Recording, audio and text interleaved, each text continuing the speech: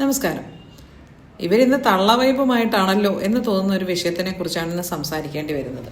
വളരെ വ്യക്തിപരമായി എടുക്കുന്ന ഒരു തീരുമാനമാണ് എങ്കിൽ പോലും ഇന്നത്തെ ജനറേഷൻ പൊതുവെ പ്രത്യേകിച്ചും പെൺകുട്ടികൾ പറഞ്ഞു കേൾക്കുന്ന ഒരു കാര്യമാണ് വിവാഹം വേണ്ട, കുടുംബജീവിതം വേണ്ട എന്ന് വെക്കുന്നു എന്നുള്ളതാണ്. അതിൻ്റെ ഒരു കാര്യം, അവർ ചുറ്റുപാടുകളിൽ കണ്ട മോശം കുടുംബജീവിതങ്ങൾ, അവർ ചുറ്റുപാടുകൾ കണ്ട പെൺകുട്ടികൾ അനുഭവിക്കുന്ന മോശം അവസ്ഥകൾ ഒക്കെയാണ്.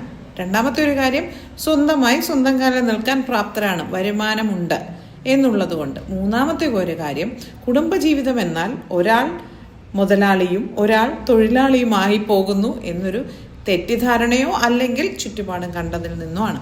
നമ്മുടെ പ്രശസ്തനായ സംവിധായകൻ, ഹിന്ദി സംവിധായകൻ കരൺ ജോഹറിന്റെ ഒരു ഇന്റർവ്യൂ കണ്ടു. നിങ്ങളും ചിലപ്പോൾ കണ്ടിട്ടുണ്ടാവും. അദ്ദേഹം അതിനകത്ത് പറയുകയാണ്, അദ്ദേഹം ഒരു ഗേ ആണെന്ന് സ്വയം ഐഡന്റിഫൈ ചെയ്തിട്ടുണ്ട്. അദ്ദേഹം വിവാഹം കഴിച്ചിട്ടില്ല, ഒരു പാർട്ട്ണറില്ല, കുടുംബജീവിതമില്ല. അപ്പോൾ അദ്ദേഹം ഒരു ഇന്റർവ്യൂവിൽ പറയാണ്, അദ്ദേഹത്തിന് നാഷണൽ അവാർഡ് കിട്ടി. അപ്പോൾ അദ്ദേഹം പറയാണ്, ഈ അവാർഡ് കിട്ടിക്കഴിഞ്ഞപ്പോൾ എനിക്ക് തോന്നി ആദ്യമായി ഞാനിത് ആരോട് പറയും, ഈ സന്തോഷം ഞാൻ എങ്ങനെ ഇവരോടൊക്കെ പങ്കുവെക്കാൻ എനിക്ക് എൻ്റെ ഒരാളില്ലല്ലോ.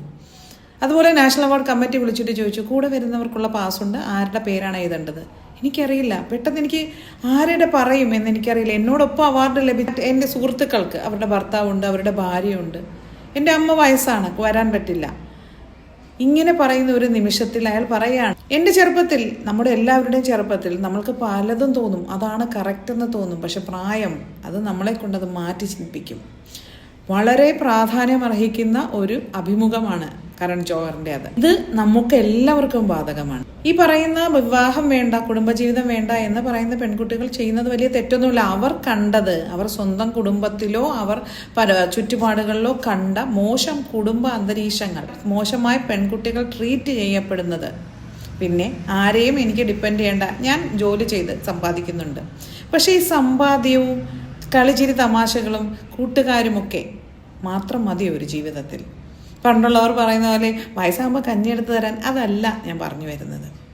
നമുക്ക് നമ്മുടേതായി, നമുക്ക് വേണ്ടി എന്നൊരാൾ അത് വേണ്ടേ? ഒരു കുടുംബം എന്നത് വേണ്ടേ?